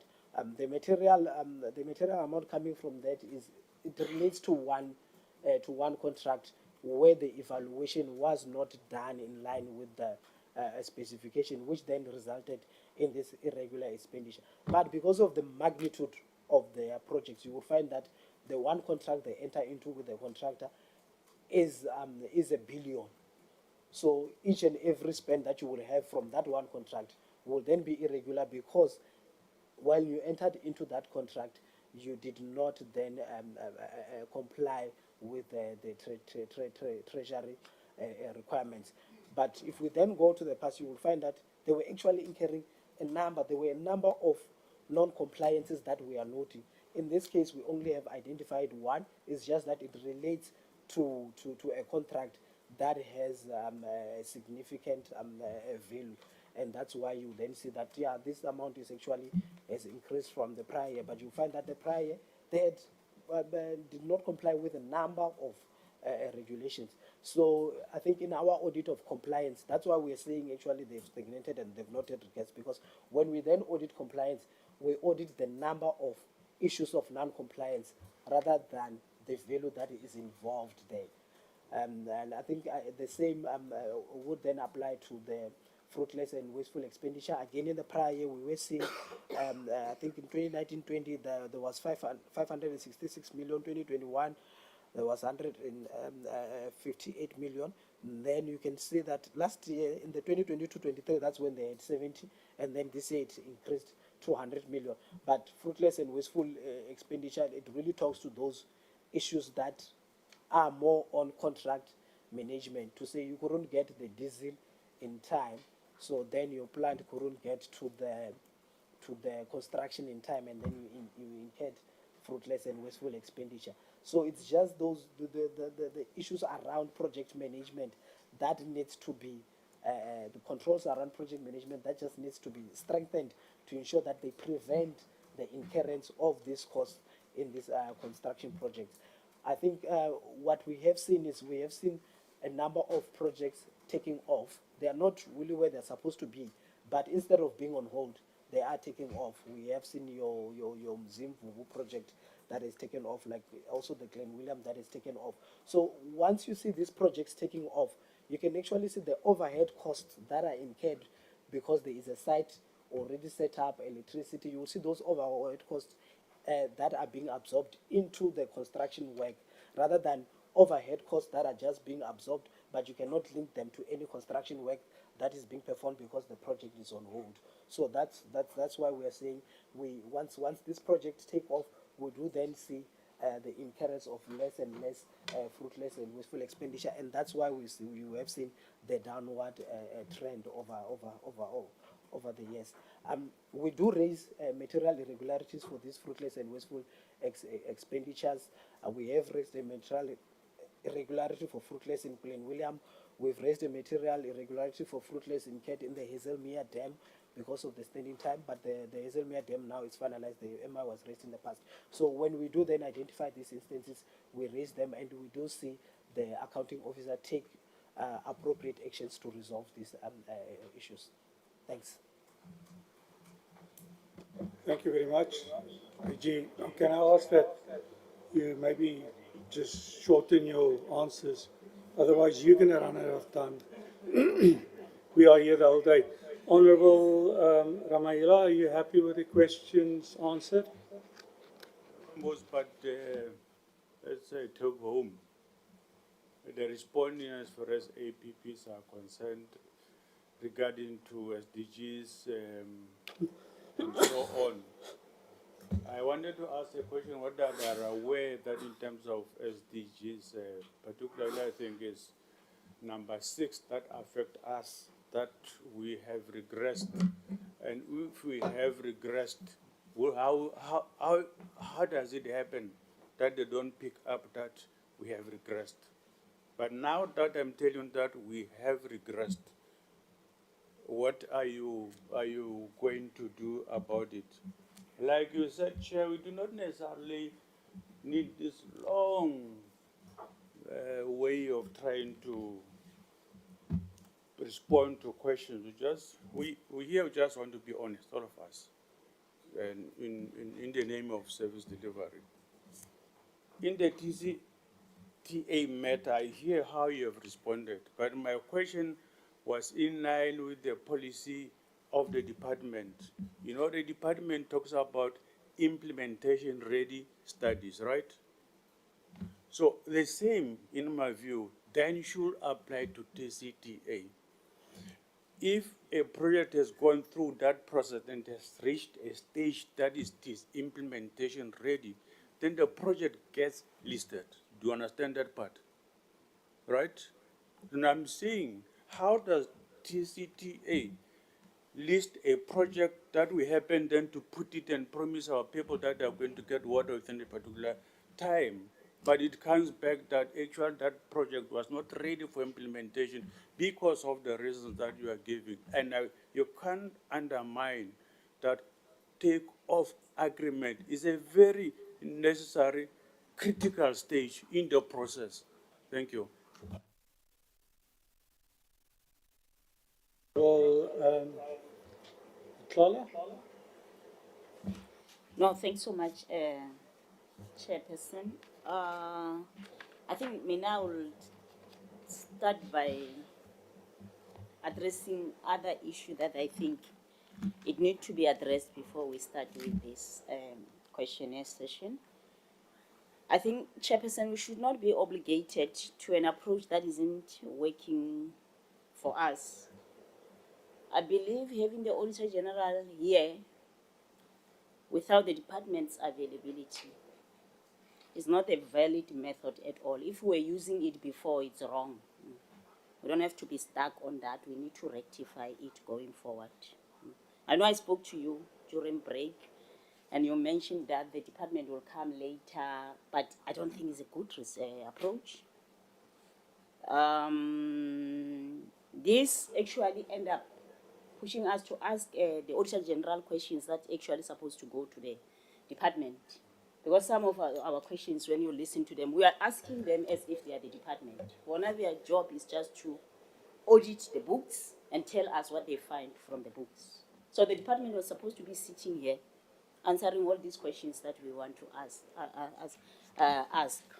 But I think in future we'll do better and call the department when we call the Auditor General so that they can be able to respond on their deeds, or if they are deeds or whatever. So, Chair, looking at the presentation by the Auditor General on the Department of Water and Sanitation and some of its entities, like the WTE, the Water Research Council, and the TCTA, there are major issues of concern that were identified in the audit, covering the project management infrastructure, the service delivery, financial management, and governance aspects. There are persistent project delays and poor management. For example, only 39% of planned maintenance projects were completed in the financial year 2023-2024. The significant delays in major infrastructure projects like the Klein William Dam raising. And when you look at the water quality and infrastructure deterioration, the 2023 Blue Drop report identified 277 critical water supply systems, an increase from 267 in 2022. 41% of water service authorities have critical systems, as we are speaking now. And then in terms of the sanitation backlog, the budget eradication program has been significantly delayed. Only 16% of allocated budget spent over 5 years with no project completed in Free State and the Northern Cape. The financial mismanagement, irregular expenditure increased from 257 million in 2023-24 financial year. The fruitless and wasteful expenditure increased by 29.7 million. Lack of accountability, inadequate consequence management, especially at the TCTA. This is what we have learned and observed from this presentation.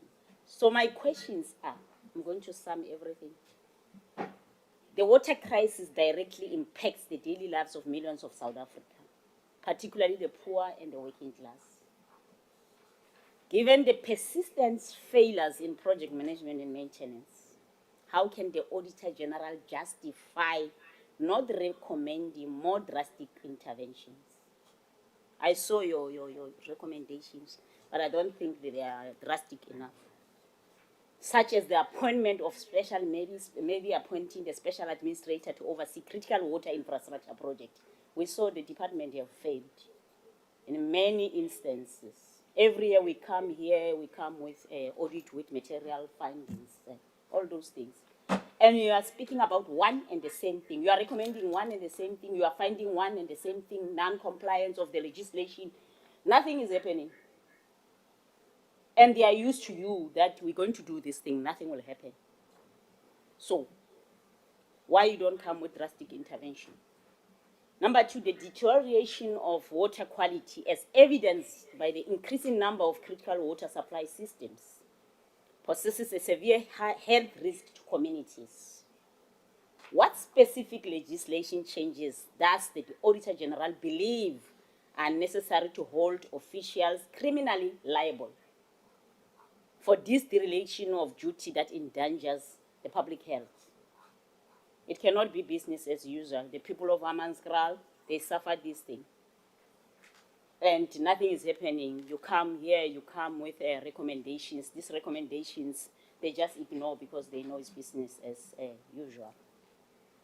Number three, the continued existence of the bucket toilets in informal settlement. I'm going to also put the informal settlements because it's not the people from the formal settlement that are suffering this grave indictment on the government's commitment to human dignity.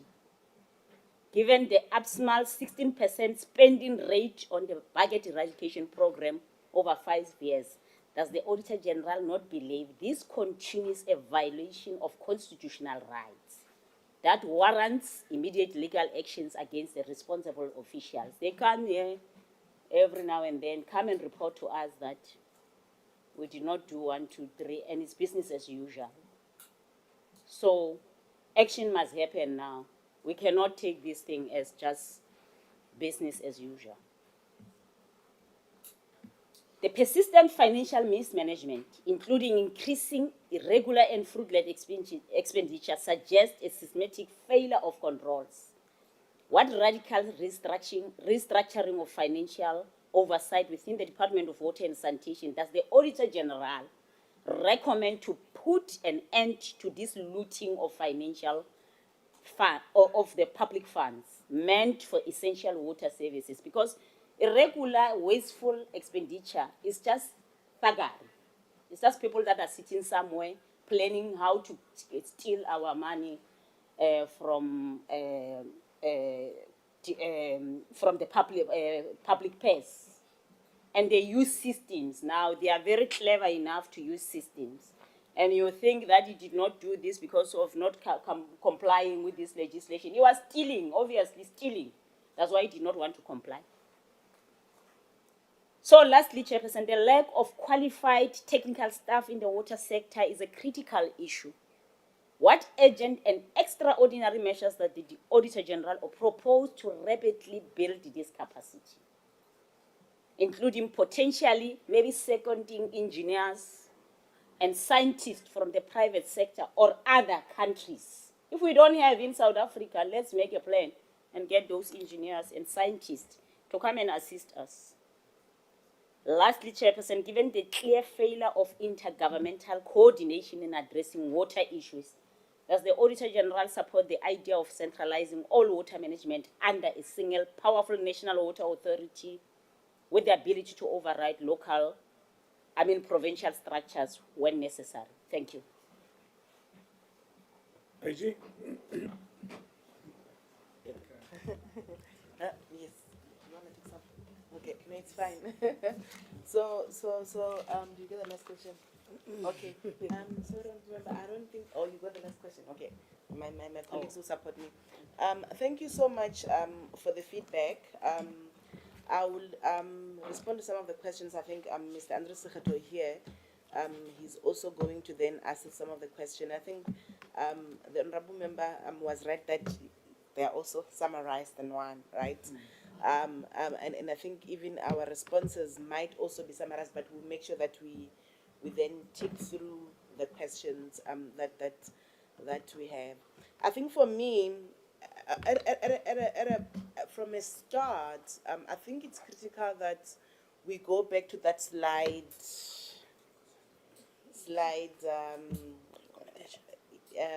I think it's one of the slides that we have, slide 3, honorable members and chair, around the accountability ecosystem. And I think that's why in all our presentation, we keep coming back and we keep re-emphasizing the importance of a full ecosystem. I think when we as an organization, we embarked on our strategy 2030, one of the areas we honestly did identify is from the office of the AGSA, given also our mandate, there is no way that we are going to shift this culture on our own. Given the fact that there's limitations that we also have on our mandate, and when you look at the people that, how government is structured or how the system is structured is each and every entity and department had a specific mandate that was originally designed to move us as a country to a specific direction. And hence we were very intentional about the fact that it's critical that we carry everybody along. And I'm glad that DPM is also in the room. It's critical that everybody is on board if we are going to change the picture that we see that the honorable member has really painted. And I think, and for us to be able to carry it along is us understanding the importance of coordination, the importance of us creating spaces that we sit in the room with the different ecosystem partners that have different mandates to all then say, if we are seeing the water picture that we see, which is honestly not a good picture, how can we all in our different spaces pull together and work together towards a direction that's going to move the water sector along. And hence, we always emphasize the importance of us working together. We then said that we are going to reach out from the office of the AGSA, and we really committed to create spaces and an opportunity and platforms that everybody then comes along and then resolve the problems. I think, hence, we are saying when we look at our mandate, ours is to audit, and I think rightfully so you did say in your opening about the department, ours is to audit.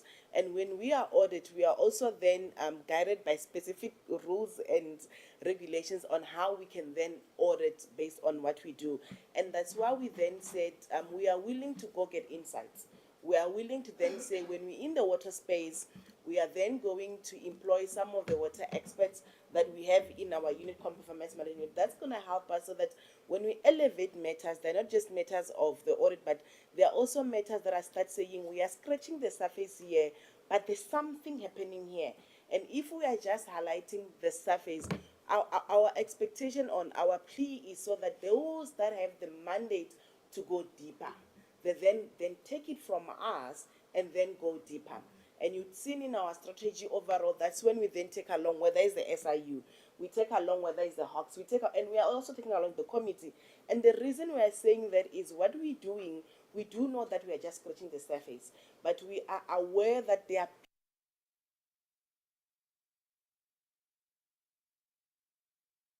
who have more knowledge than us that we are saying, please come on board and help us try to solve this puzzle that we have. And that's why we keep going back to the ecosystem. So our overall recommendation, and honorable members, is everybody needs to be on board. And that has been our recommendations. DPME needs to be on board. And sorry, if I'm picking because you are here, because they are assessed with the planning that we've spoken about. I think the point that the members spoke about around the SDGs and the NDPs, they are the ones that must come on board and say, how are we supporting each other in making sure that the MTSF targets that we have as a country are going to take us to the right direction. They then assist the departments with the target, making sure the targets are aligned to what we are doing and also accountability. Then we also then bring, for example, if I go to this board that we have, we then also emphasize, then there's internal audit that is usually on a day-to-day basis on the ground with the department.